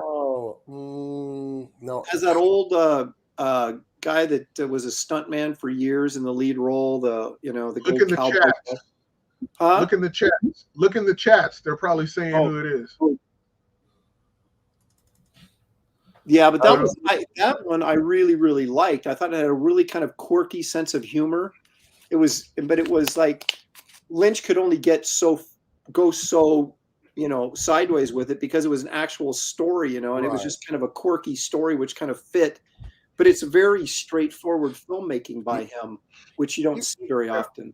I think he's a fantastic filmmaker. It's just not my taste, but I will give him credit for this. He has what I think is the singular most scary moment in all of world cinema. It is in Mulholland Drive.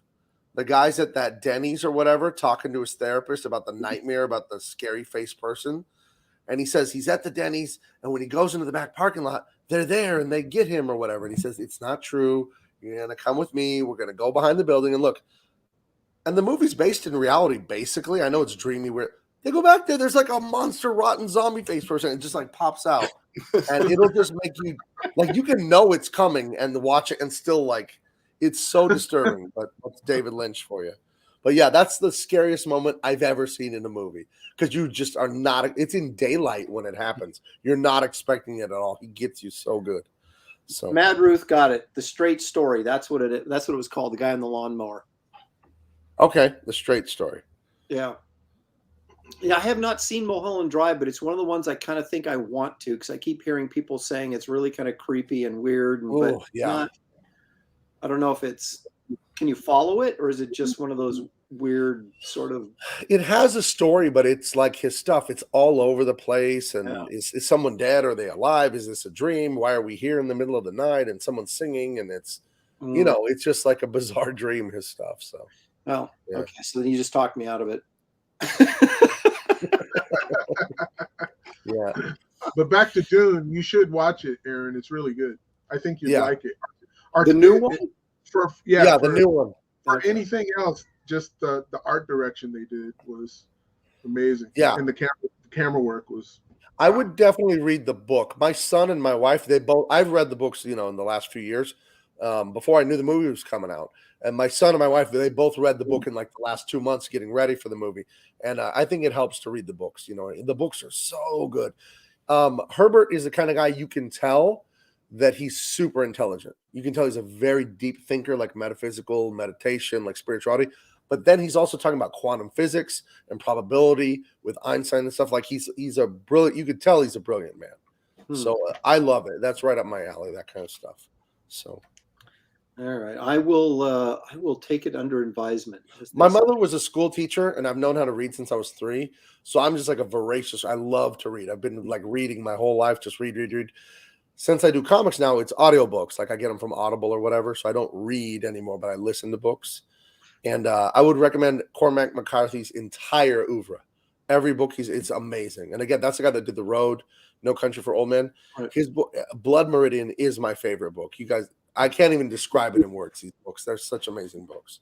So check out Cormac McCarthy. He's still alive. He's like 85, 86 years old. He's a brilliant writer. You know what book is better than all of those? You know what book is better than all of those? What? Wraith of God. Right. And if you go into the description right now, guys, in this video, you can back all kinds of great CG books. Oh, baby. Yeah, it's funny. I was just sitting there while I was working on this. This is like the hardest page I've done so far in the book because it's got this Western town and everything in it. I'm just like, wow, how many more pages do I have like this in this book? Well, blame the writer, genius. I know. Well, the thing is, when you're drawing stuff you've never drawn before, you sort of have to learn it, and maybe by the time I get well into this, another 20 or 30 pages into this, it'll start coming up in my memory and going, yeah, okay, I can draw this saloon because I got a feel for it now, where it's totally foreign to me right now. Yeah, I think that I've heard Google Images. What's that? Google Images. Right. I've heard, as long as I've been working in comics, I've heard many illustrators complain about drawing horses. They're a little complicated to draw. You know what I mean? Well, I started working on those ever since I became a Frazetta fan, which was when I was very, very young. And I'm not going to sit here and say I draw great horses or anything, but there's something that they're not as scary to me as they are to some people, because there's something I've been sort of working on and off I can draw a horse out of my head, and it won't be a great horse, but you can tell it's a horse, right? Right. And then you kind of get the photo reference to kind of go, okay, I need to do this. These legs are too long or too short or whatever. But I've done enough of them. Yeah, look at there. There, see?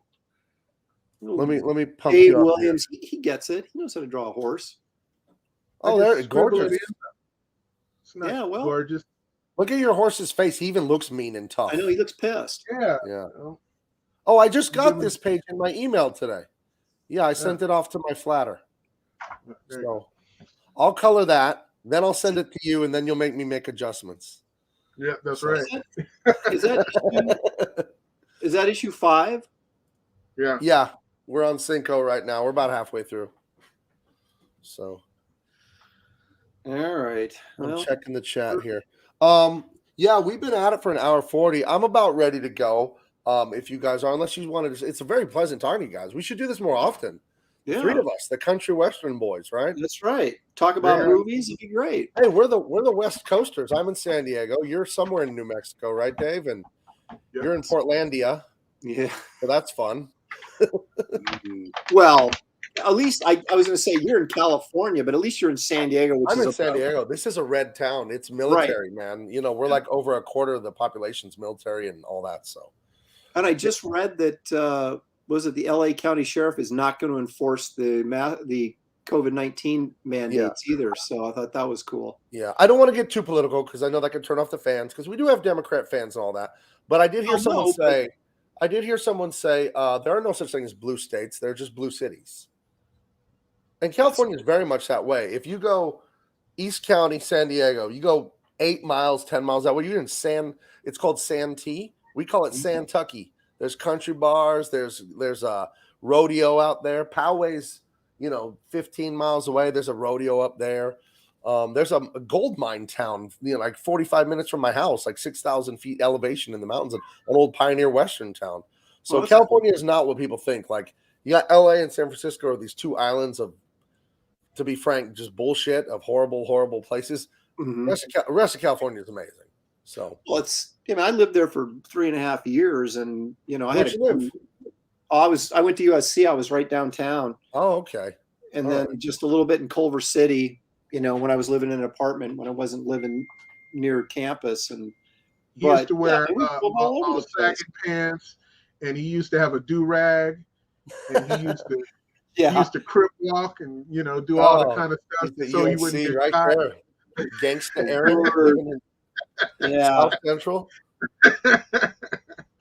Yeah. Oh, that's hilarious. And you were out here for a while, right, Dave? I was born out there. What part though? I don't know. I was born in Hollywood, California. Oh, wow. Okay. Yeah. No, you know what? Here's more. This will put a bow on all the Western stuff we're talking. I was born in Greeley, Colorado. What is the relevance of Greeley, Colorado to DC Comics? Do you know? Oh, I was going to say something terrible, but go ahead. No, I don't know. It is Jonah Hex's hometown. It's where he was born. That's in the comic books. Yeah. So Jonah Hex and I are from the same town. See, the name Greeley was like, that sounds familiar for some reason. So that would be it. There's a Greeley, Nebraska. That's the inferior Greeley. But I'm from Greeley, Colorado. Greeley, Nebraska. I've been to several small towns in Nebraska, but not Greeley. Yeah. Greeley is Horace Greeley. He was a newspaper editor from New York, and he's the one who has the famous saying, "Go west, young man." He's the one who said that. His name was Horace? Horace. Oh, I thought you said Horace Greeley, and I was like, Horace Greeley. Cowboy. I need a better mic. New York. So, Yeah, but people always tell me, you got to get out of California. No, man, I love it here. I live so close to the ocean, and it's 60 something degrees year round at my house. It's beautiful here. And San Diego is not like the rest of it. San Diego is an amazing place to live. So it really I used to is. live You in guys have all Escondido. been here for Comic-Con. You've been here. Oh yeah. So, yeah. 30 straight years before they canceled it. Right. I went from 96 until they canceled it, and I missed 2000 or 2001. I only missed one from 96 to 18 or 19, whenever it stopped. So yeah, I started going in 87 and never missed one until wow. COVID. Wow. And I got all the program books shoved over in my closet. Very cool. Yeah, I have so much Comic-Con crap here, in the office. So yeah. What about you, Dave? Did you make it out to tons of these San Diego Comic-Cons? I haven't been in about 13, 14 years. Oh, you wouldn't recognize it then. Oh man. It's completely Hollywood. It's crazy. Last time I was there, I got your sketchbook from you, David. Yeah. Your Wow. hardcover. That was probably the last time. Yeah, that was the last time you were there. I was just like, that's enough.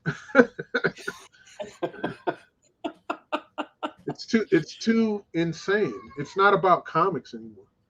No, it isn't at all. But yeah, I noticed the change starting like 2002, just a little bit, and it got worse like by 2010 when the Spider-Man movie was a hit. That's when I started noticing the crowd started changing. And I've had a table in Artist Alley since like 2007 or whatever, and you used to be able to just sell commissions and sell prints and just sell. Now you make like very little money because people are there for like Funko Pops, and they're there to go watch a panel with TV stars talking. And like so many of the people there, you say, oh, I worked on Batman, here it is. And they like have no idea what you're talking about. That's been about the last 7-8 years of Comic-Con. It's been sad that the people attending don't care about comics. It's funny. I talked to Bill Stout, illustrator, a couple of years ago, because I remember we were all it was about 2 years before the pandemic, maybe, and things were starting to kind of, dip down a little bit in terms of, both of us had not great years back to back at San Diego. And, he was speculating, and I thought there was some truth to it. He says, think about it, Aaron. He goes, the people that come and would buy stuff from us are guys that are around our age. Right. And they're not necessarily computer savvy, and they're not people that are going to sit in front of a computer for 8 hours waiting for the tickets to open up so they can jump in there and buy up all the tickets, right? So he says the guys that are our customers can't even get into the show anymore. Yeah. And I was like, that makes a heck of a lot of sense. And I think there's a lot of truth to that anymore. The people that are real comic art fans and real comic book collector fans, they don't make up the majority of the people in that show. It's people there to see the Marvel panels and the different Star Wars panels and different movie panels and see celebrities and get toys and exclusive con stuff. And it's about the con experience now, as opposed to it being the comic book experience, like it used to be. Yeah, it's a pop culture con. It's not. I mean, comics are an afterthought at the thing. It's sad, but what are you gonna do? But that's why DC and all of this social stuff that's going on, they feel that they could mold the genre now because we're the minority now. When we used to be the majority, and we would say, "Hey, people need to recognize it." Now we have them recognizing it, and we're pushed out. And they say, "Okay, you guys are the minority fans, and we don't have to appease you. We have to, appease this group, and we have to put a veneer on them of control. And this is what we're going to put out there now. So now we could do this to Superman and take away his moniker, do this to Robin, and do this to blah blah blah." So they feel they could mold this fan base because it's much larger than us now. Yeah. That's interesting. I knew we were in trouble when my daughter I brought her like 1 or 2 years. I've taken her to San Diego, and of course she could care less, right? I mean, she likes to see movie stars, but other than that, she just soon be shopping. And but in her dance studio where she danced for years, we had all these teenage girls in there, and they were like, "You're going to Comic-Con? Oh, I want to go to Comic-Con so bad." And I'm like, these girls don't want to go to San Diego Comic-Con to buy comic books. They want to. Right. It's because it's become this pop culture phenomenon, and that's what they're interested in. It has nothing to do with what the con originally was. And so then I thought, well, we finally hit the mainstream, but not the way we ever wanted to, or ever thought we would. Yeah, you're right. It is that they want to do it for Instagram. They want to be there cosplaying, take the picture, get the thumbs up, and right. They're like, what? They don't want to go look for the original 6 issues of Rima, Jungle Girl by Nestor Redondo. I got those at Comic-Con like 5 years ago. Nestor Redondo is my favorite illustrator from like the 60s, 70s. You know who he is, right? Nestor Redondo. You guys know who he is? Of course. I have Rima #1. Who can render like that in ink? Oh my! It's like engravings on a dollar bill. His work. It's so gorgeous. Gary Martin, inker Gary Martin, used to have an oil painting that Redondo did for a Savage Sword. Really? And it was incredibly good. You know what shocked me? Speaking of the great Filipino artists, Tony DeZuniga came up to me in Artist Alley when I was a baby. I was like my second year at DC or first year, and I was doing a Wolverine sketch, and he traded me an 11x17 Jonah Hex in pen and ink for the Wolverine, because he told his daughter he would bring back art from Artist Alley from artists. Wow. So I have this giant Jonah Hex on horseback. Oh, that's I couldn't believe it. That's amazing. But, the Filipino guys, there's some great artists that came out of there in the 60s, and to this day, you know what I mean. So I have a big affinity for Filipinos. Alex Nino is still kicking butt. Right.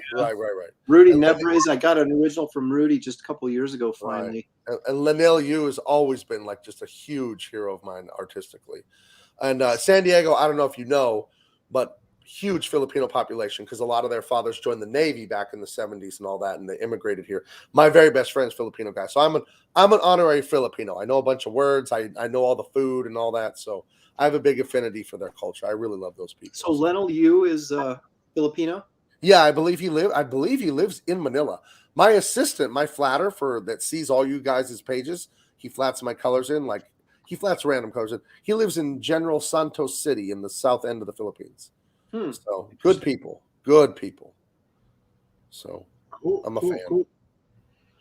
So hey guys, yeah, I'm gonna have to wrap it up here. This is fun. This is the first time I did a late night live stream. Let me check the chat, and then we'll get out of here. And I'll let you old men get to bed. I call you old because you're older than me.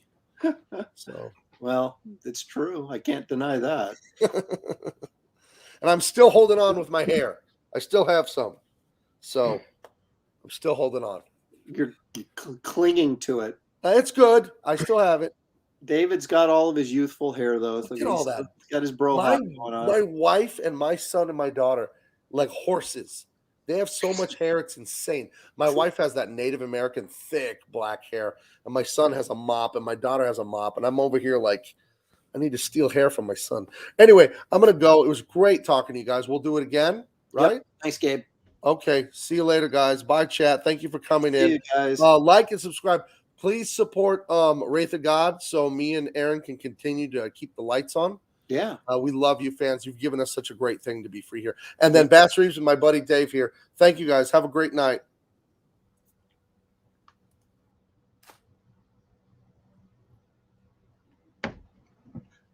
Hey, Ron.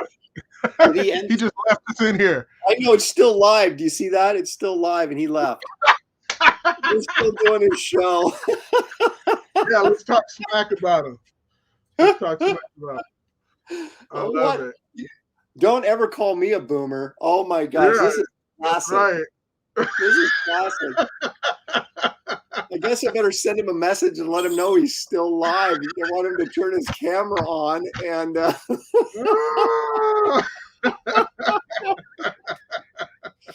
oh my goodness. I love it. Hang on a second. I guess it's our show now. That's right. I'll pretend I'm Gabe. Hold on. My wife is only for the living room. You know, I did that last time. and it was me and my daughter, and there were like 10 minutes of just black screen with no sound. There's a red button here that says leave studio, and there's a button here that says end broadcast. Yeah, let's try that again. Okay, I thought you guys were the boomers. That is a boomer move. Have a good night. That's 2 times I've done that. I'm out of practice on the live streams. See, you don't get entertainment like this anywhere else. That's why you need to subscribe. Okay, and broadcast. Have a great night, guys. See ya.